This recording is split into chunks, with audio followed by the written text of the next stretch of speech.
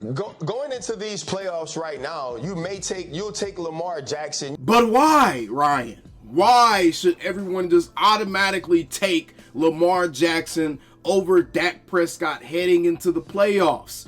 And more importantly, why should he automatically be the NFL MVP when even the voters themselves have determined that Lamar Jackson is getting more help from the defense by the Pro Bowl results? The Ravens defense has 4 Pro Bowlers on it, including a safety, a defensive tackle, and 2 linebackers, meaning they have Pro Bowlers at every level on that defense. Dak Prescott's protection from his offensive line has been average, and in some situations has been bad. He's one of the most sacked quarterbacks in the league this year.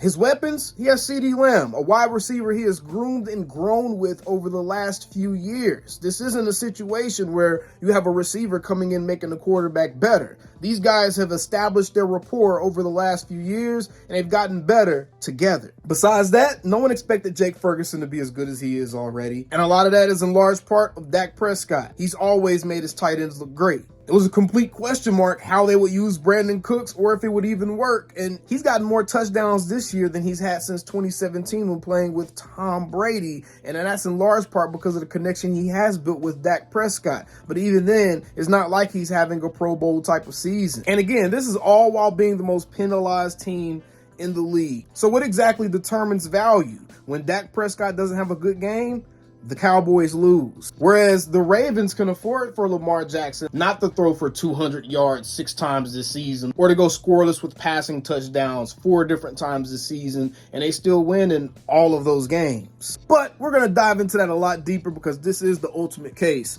for Dak Prescott being the NFL MVP. Lamar Jackson has accomplished zilch in the playoffs. Not only that, but Lamar Jackson, regardless of what the media wants to tell you, is not having a better season than Dak Prescott. He's not playing the position better than Dak Prescott right now. And you know what's interesting about this is the fact that even the MVP voters and the All-Pro team voters themselves have themselves twisted up in a knot because of the BSPN and FS1 narratives that have been being pushed. People are having a hard time deciding whether or not they're going to vote whether or not the MVP of the league should be first team All-Pro. I'm sorry, but if you're going to give a guy the MVP, there shouldn't even be a question or a debate as to whether or not he should be eligible for a first team All-Pro. Yet, here we are. We find people really wrestling with themselves as to whether or not they want to give the first team All-Pro nod to Brock Purdy or to Dak Prescott. I'm just going to say this on behalf of Brock Purdy. We've seen Brock Purdy without all of his weapons a couple of different times this year, and he looks bad. The last time we really got a full glimpse of Brock Purdy, he looks really bad in a really big game against the Baltimore Ravens through 4 interceptions. We also just saw Sam Darnold go off for the 49ers yesterday. Brock Purdy is a system quarterback. I don't know who needs to hear that, but Brock Purdy is a system QB. By no means should he be getting an MVP, first team All-Pro, or none of that until he shows that he can carry a team on his shoulders and win a game. For those of you that's going to say, when has Dak Prescott showed that? Oh, I'm sorry. He showed that against the Seattle Seahawks when his defense couldn't fight his way out of a brown paper bag. He showed this against the Miami Dolphins where his defense let him down and gave them a game-winning field goal to end the game, even though he had just drove down the drive before and got a game-leading touchdown to put his team in position to win with just a couple minutes left to go. He showed this against Detroit when, again, he made MVP caliber plays. He showed this against the Eagles, really, in both games. Dak Prescott has had plenty of signature games, and no, he isn't a product of the system because there's one big difference that you'll notice if you watch someone like Brock Purdy play versus someone like a Dak Prescott or even a Lamar Jackson. Dak Prescott and Lamar Jackson and those types of players make a ton of off-schedule throws. Anytime the QB has to break the pocket or you see him moving around, that is no longer within the scheme of the play. If you see Brock Purdy having to move around and break the pocket and improvise, that's when you see him start to throw those 4 interceptions like he did against the Baltimore Ravens. The only time Brock Purdy's at the peak of his powers is when he's able to let the ball go in rhythm of the play, however many step drops he has. On that last drop, he'll go ahead and let that ball go, and he'll fit that ball in within the timing of the offense. So there's a big difference between someone who's fitting into a system and someone who is the system. Dak Prescott right now in this season has 100% been the system. Without his contribution, the Cowboys probably wouldn't even be a playoff team. There is one thing to note as it pertains to how history has dictated this award in the past. Back in 2011, there was a little bit of controversy between Aaron Rodgers and Drew Brees as far as All-Pro and MVP nods and stuff like that. So there has been some precedent set as far as this go with the leading statistical guy not being the MVP. Drew Brees had the best statistics in 2011, yet he did not win MVP. That went to Aaron Rodgers, even though Aaron Rodgers was in a very similar situation as Lamar Jackson. He was 10th in passing yards, 6th in passing touchdowns, and he still won both MVP and first team All-Pro. Now, here's the thing. The voters this year don't even want to give Lamar Jackson first team All-Pro, so why in the world would you give him MVP, especially considering at a glance, we don't even have to go into the deep analytics for the defense of the Baltimore Ravens. At a glance, it is very, very plain to see that Lamar Jackson is getting a ton of help from his defense. Let's go ahead and take a look at the defensive leaders. In yards allowed, the Dallas Cowboys are actually a top 5 team defensively in yards allowed. Too bad we're also the most penalized team in the league as well, which is going to take away some of those yards that's being gained by the other team. But rest assured, they're getting those yards one way or another, whether it be by foot to ass or a yellow flag on the field. The Cowboys defense is 100% giving up more yardage than what it seems based off of the statistic. And it's very plain to see that if you just actually go take a look at the penalty database. And this will show you that the Cowboys have actually given up 964 more yards than what their yards per game average says. So that statistic is misleading. They're the second most penalized team in the league this year. And whether you want to look at those penalties like the defense is giving them up or the offense is giving yards back to the other team, either way, Dak Prescott is playing on a team that's the most penalized team in the league yardage-wise, and he's still putting up top-notch numbers and winning games. So yeah, good luck trying to use that one to convince people that the defense is just this staunch defense that's been giving Dak all this help all year. But what's interesting is you would think if our passing defense was so good, we would lead the league in sacks, right? No, that's actually the Baltimore Ravens. One of the most impactful plays that you can possibly make on the defensive side of the field. Guess who leads the entire league in sacks? That's right, the Baltimore Ravens with 60 total sacks all season long. Put that in perspective. 60 total sacks all season long. That means that they're averaging a little bit over 3 sacks per game. Sacks are game-changing type of plays. Sacks a lot of the time lead to big loss of yardage. They lead to switching the field position. They lead to game-breaking plays that greatly helps the offense out, right? So the Baltimore Ravens, 60 sacks, leading the league. Oh, that's not the only thing they're leading the league in, by the way. They also have generated the most turnovers in the entire league. They have the most turnovers. They have 12 turnovers, tied with the New York Giants for the most turnovers generated this year, which again signifies they have a very, very game defense. Their defense is helping out Lamar quite a bit. We don't see the Cowboys in the top 5 on this particular part of the list, do we? And then not only that, but they have the best rushing attack in the entire league. Now I get Lamar Jackson is helping them with this particular statistic, but they also just have a very potent rushing attack. Even if you took away Lamar Jackson's statistics out of their rushing game was still pretty much double what we've done this year with ours as far as scoring goes. So again, Lamar Jackson has the league's best rushing attack on his side. He has the league's highest turnover causing defense. He has the league's most explosive defense sack-wise on his side.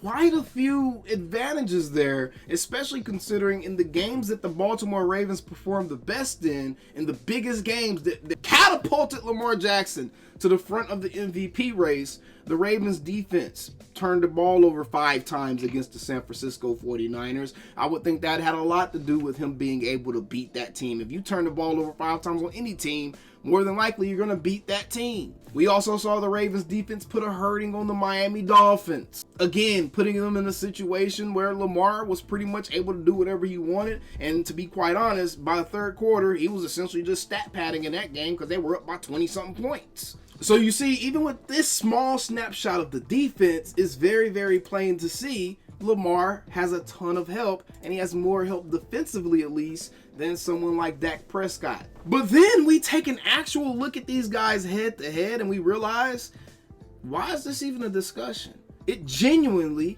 isn't even close. Lamar Jackson played 1 less game than Dak Prescott. I don't care what you say. If you're the most valuable player, the amount of games you played should definitely come into question. Dak Prescott has a higher completion percentage than Lamar Jackson by 2%. He has more passing yards than Lamar Jackson by about 800 passing yards. And that's even though Dak sat out a full game worth of fourth quarters this season, guys. A full game, 60 minutes plus worth of time that he sat out in the fourth quarter this year. So his statistics could have been a lot more gaudy. He's averaging 40 more passing yards per game this season than Lamar Jackson almost. He has 12 more passing touchdowns than Lamar Jackson this season. 2 more interceptions thrown, but that would be expected when you have a more prolific passing offense. A higher quarterback rating than Lamar Jackson. Dak Prescott 105.9, Lamar 102.7.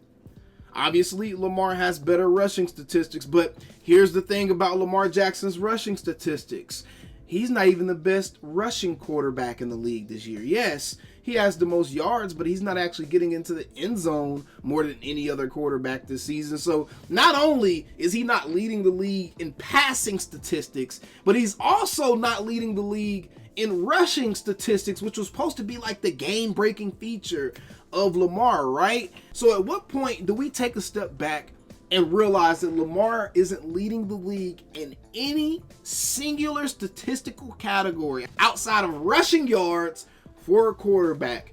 And that is the only statistic that he's leading the league in, but yet he's receiving all of this credit for having a 13-4 team that's the #1 seed in the AFC, playing in a division that didn't have any of their starting quarterbacks, and Pittsburgh's starting quarterback pretty much might as well not have one. But playing in a division with no starting quarterbacks in it. Joe Burrow was hurt for most of the year. Pittsburgh's starting quarterback position is a mess. And then you also have the Cleveland Browns, which we know what's going on with them with Deshaun Watson and Joe Flacco and all that other stuff. But yet, Lamar Jackson is your MVP when statistically speaking, he doesn't look like it. He's getting more help than someone like Dak Prescott, not only defensively, but also on his side of the ball with the rushing attack. And not only that, but he's had 4 games this season in which he didn't even throw a passing touchdown, and 6 games in which he didn't even pass 200 yards passing for the game. Yet this guy, you're telling me, is the reason the Baltimore Ravens are winning. He's the most valuable piece of that team, yet he can go games in which he puts up minimal production and they still somehow manage to win. Yes, ladies and gentlemen, in those games in which he put up those horrid statistics, one of the games he threw for 171 yards, had a 76.9 quarterback rating, and he won the game 23-7. Again, the defense held them at bay. Then he also won another game in which he threw for 177 yards for only an 82 quarterback rating, 20-10. Again, that looks like a defensive win to me. Then he also won another game in which he only threw for 187 yards and no passing touchdowns, yet they won that game 37-3. Then he won another game in which he only threw for 157 yards and 1 touchdown, yet they won that game 31-24. That was the one game in which the defense kind of gave up a little bit, and the offense did look like they have to win that game. But again, you can look at Lamar Jackson's statistics and you can tell he didn't win that game with his arm. He won it with his legs, had to be, or the running backs did. And then you look at some of the biggest wins of the entire season: the Miami Dolphins, San Francisco 49ers, Jacksonville Jaguars, Seattle Seahawks, the Detroit Lions. Hell, if you want to, you could throw Houston in there now that we know they're a playoff team. In all of those games that they won, the defense put up a dominant performance. The most points they scored in any of those games I just named was 19 against that defense. And you best believe Some of those points were stat padding points at the end of the game when it was over. So at what point are we going to take a step back and truly say, okay, how much is Lamar Jackson actually propelling these guys to these victories? That's the question that you have to ask yourself at some point, because when a guy can go 6 games throwing under 200 passing yards and 4 games in which he doesn't even throw a passing touchdown and he still win all those games, then I think you really have to start to call into question, what does MVP actually mean? You know, to me, if you're going to call someone an MVP, usually that means if they have a bad game, their team is going to lose, and they're probably going to lose badly, right? The games in which Dak Prescott had a bad game: Arizona Cardinals, we lost. San Francisco 49ers, we lost. Hell, he had a good game against the Eagles, and guess what? We still lost because of the defense. Buffalo Bills, bad that game, we lost. Miami Dolphins, again, he took his team down and got them in position to win, but because of he's not getting as much help as someone like Lamar Jackson, we lost. So you see my point here? One player clearly, his play clearly holds more value to the success of his team, where one player can have subpar outings and his team still blow other teams out. It's very clear who the NFL MVP should be for 2023, but we already know the media has their mind set on giving it to Lamar Jackson. For what reason, I have no clue. At this point, I'm not sure what it's going to take for a Dallas Cowboy to ever win the MVP, because out of all years, this would be one of those type of years. But I'm kind of on the same boat as Dak at this point. He didn't even put on his NFC East division title championship hat last night when they won the division, because he said they have bigger goals in mind. And at this point, if he doesn't get the NFL MVP for the regular season, so be it. Give us the Super Bowl MVP, Dakota. I know you got it in you, and I know that's exactly where we're headed this year, man. Either way, y'all let me know what y'all think about this argument down in the comments below. Lamar Jackson, he's having a great year, okay? I'm not trying to say he's a bad player, anything like that. He's having a great year.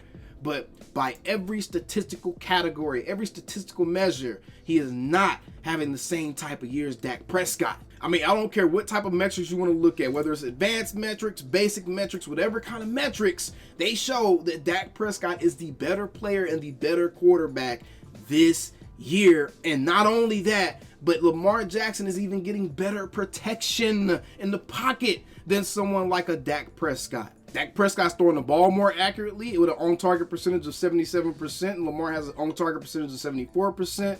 Lamar Jackson has a bad throw percentage of 16.6. Dak has one of 11.4, which means he's throwing less bad balls than Lamar.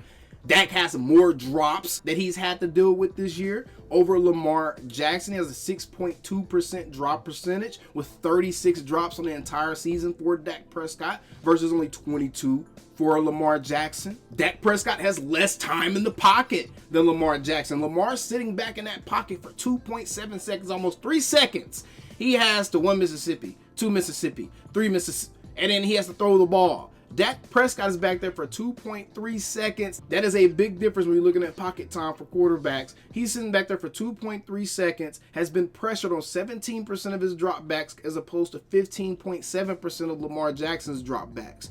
Dak Prescott is doing more this year with less help and under more pressure. What else could he have possibly done to win MVP?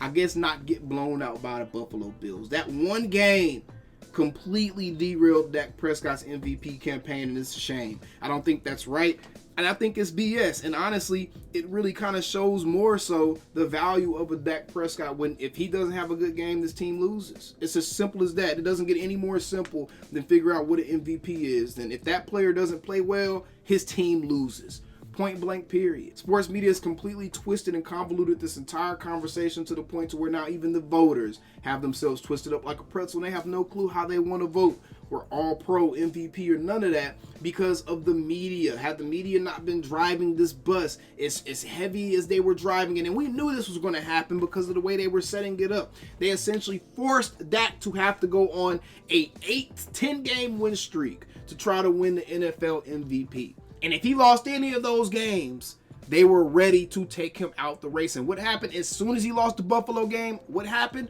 Everyone took him out of the MVP race. But that's okay. We'll see y'all in the playoffs. How? them Cowboys. Dak Prescott is the MVP. Be sure to check out my MV Prescott merch down in the links below. Calling me, texting me, paging me, asking me, am I still them boys? Y'all usually check on me. Listen. I'm still them boys. Hey! Woo! Hey! I'm still them boys.